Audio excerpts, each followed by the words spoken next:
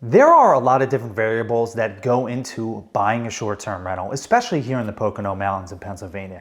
You have to be up to date with the township regulations, county regulations, where is the best place to buy that's going to give you a good return on your investment, and especially buying in an HOA community. The Pocono Mountains is filled with HOA communities that are very desirable because they are lake communities, and for the most part they're close to the amenities that people are going to the Pocono Mountains for. So in this video, I'm going to give you my honest opinion and feelings about what it's like owning a short-term rental in the Pocono Mountains in an HOA community. What's up guys, my name is Shawn Connors and I am the managing broker and co-owner of VRA Realty Alliance here in Chester County, Pennsylvania. I am also a real estate investor here in Chester County, Pennsylvania, as well as the Pocono Mountains. So my wife and I, we purchased our first property a year ago.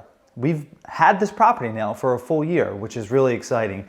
And then in July of this year, we purchased our second property. So we're coming up on our first full year of owning a short-term rental in the Pocono Mountains actively, right? So I don't mean, we bought it in September, but we didn't get it on the market until the end of October. So at the end of October this month will be our first full year. So we've had a lot of time to digest, invest, find out what we do like, find out what we don't like, and just give an overall understanding of what it's like to own a short-term rental in the Pocono Mountains in an HOA community. I do have to say, I have been happy overall.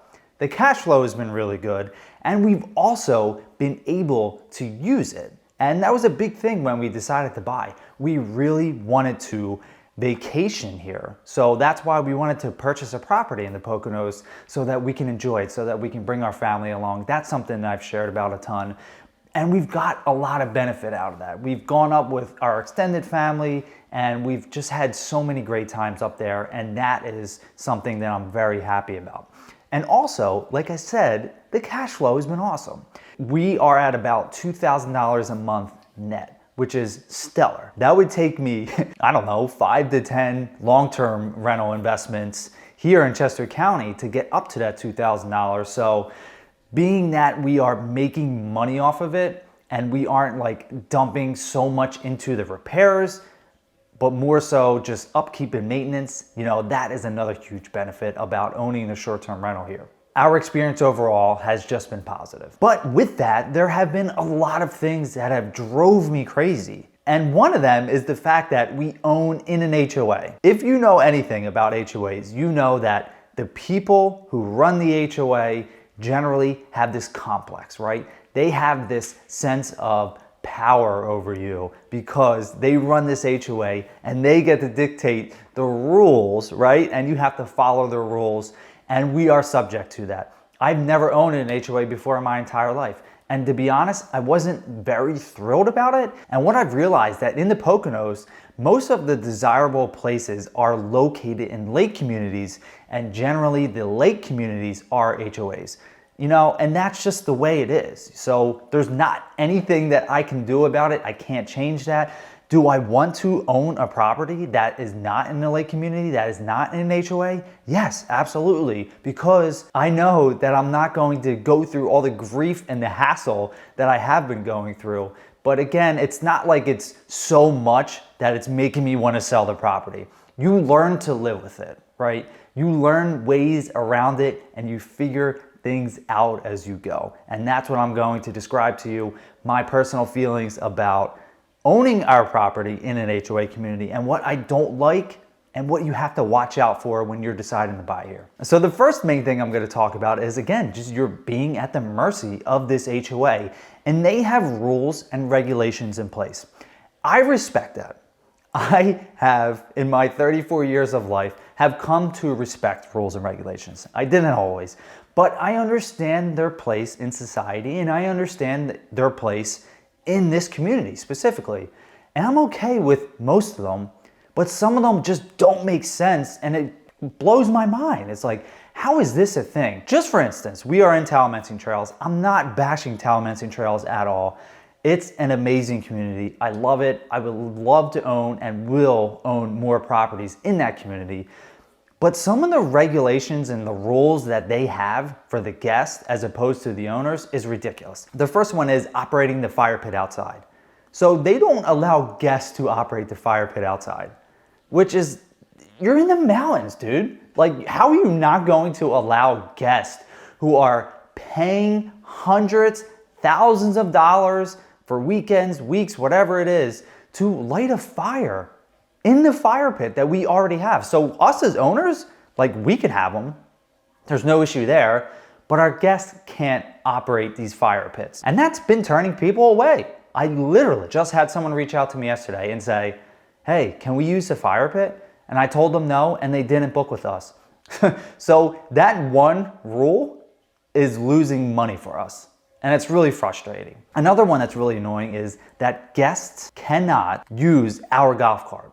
So when we purchased our property, it came with a golf cart. We actually negotiated the golf cart into the purchase.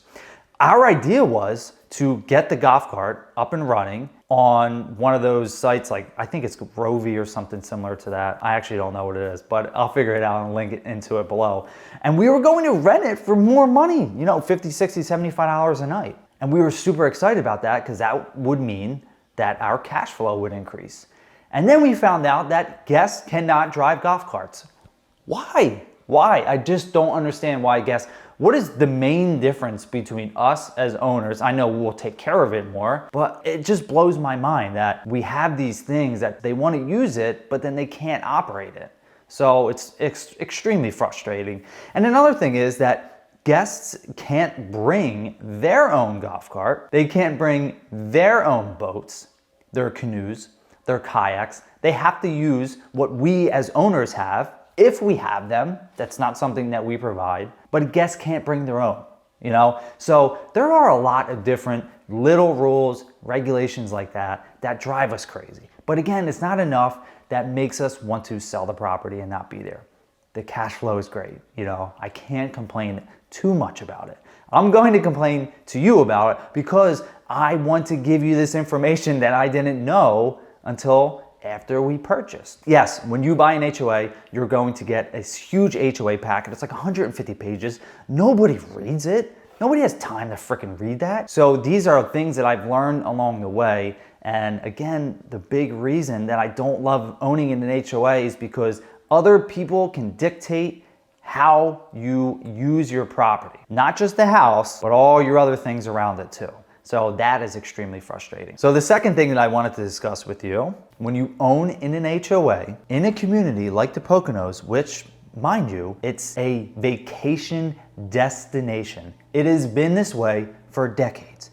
People go to the Poconos to vacation. The vast majority, probably 75% or more, of the income that the entire Pocono region generates is through people who vacation there. Not through the people that live there. The people that live there aren't going out to the ski slopes every weekend. They're not going to restaurants and supporting people, small businesses like that. I mean, they are. I'm not saying that they are, but if you left it just to the full-time residents that live in the Poconos, those businesses would not be able to stay in business. So the vast majority of income that is generated is through people who vacation there. But what drives me crazy, and I understand it, I do understand some of it, are the long-term residents that you have to deal with in an HOA. Again, I own in Talmenting Trails. They have been, these long-term residents, a small minority, are the loudest. They're the ones that are going to the HOA meetings, the township meetings. They're complaining. They want to ban short-term rentals, severely restrict short-term rentals. You have to deal with that.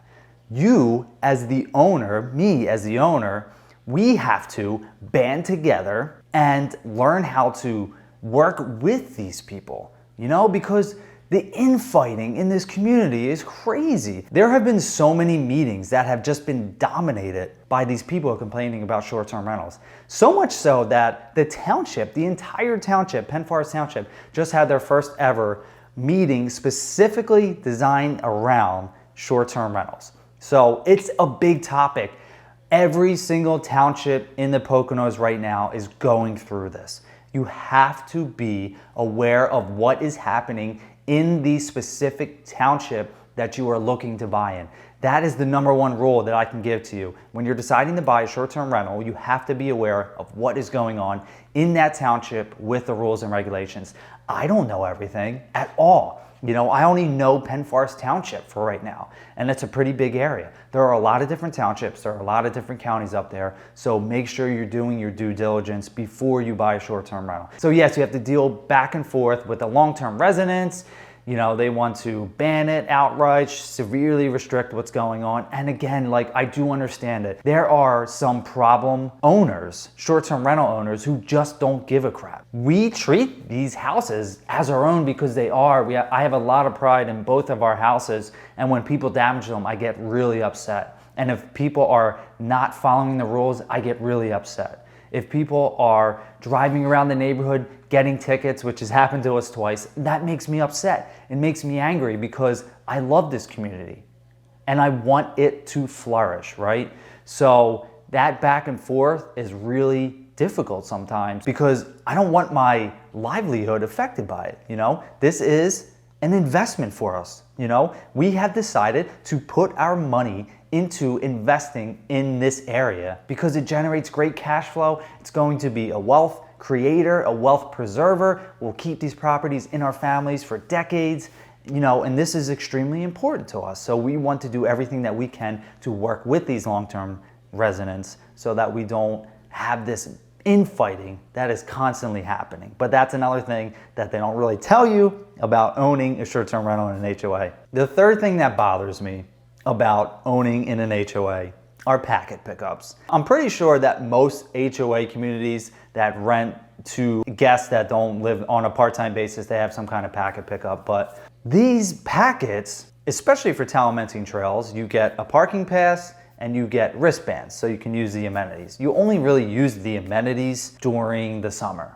right? So that's like the playground, the beach, the pool, basketball. So when it's freezing cold out and snowing, you're not using that. But you still have to pay for it. You still have to pay $25 for this packet, which is really annoying because it was cheaper when we first bought and then they increased it to $25. So it's like they continuously try to layer fees on top of us, and it seems like, right from the outside looking in, it seems like that they're almost trying to make it a little bit more difficult for short-term rental owners, and that really bothers me because not everyone needs to pack it, but you have to pay for it.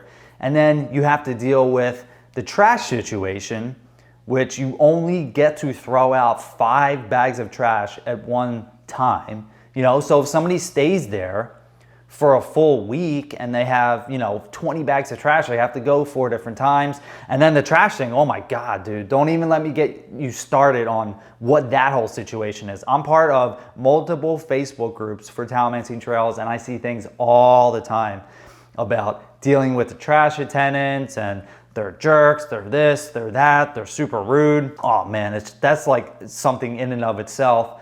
But like, you have all these different rules and regulations, again, restrictions. You got the packet pickup, it's $25. A parking pass is $5 per car. So if you have 5 cars there, that's $50 just to get a packet that you might not even use, and then parking passes, right? So that's just something that, again, you don't really know and understand until you can read about it, but you don't really understand it until you actually own the property, and then you have all these different kind of turnovers. So those are like the 3 main things that I can think of that really drive me crazy. As you can see, it's not that much, right? Again, it's not so much to the point of where I want to sell these properties because I don't want to deal with an HOA at all. Again, I love the community. I think that people are very prideful of their homes. They take great care of them. The community, even of itself, what it offers is amazing, you know? And I'm so happy that we own these properties here, and we're going to continue to build our portfolio. But I just wanted to shed some light on what it's like owning properties here, because it's not always sunshine and rainbows, you know? It's not you're just making $2,000, $3,000, $4,000 of cash flow a month without dealing with a lot of headaches, because it is a lot of headaches. And things are always changing. Things are always evolving. The rules and the regulations, they're being adjusted in real time. And it's something that you have to think about and have to consider before buying a property in an HOA.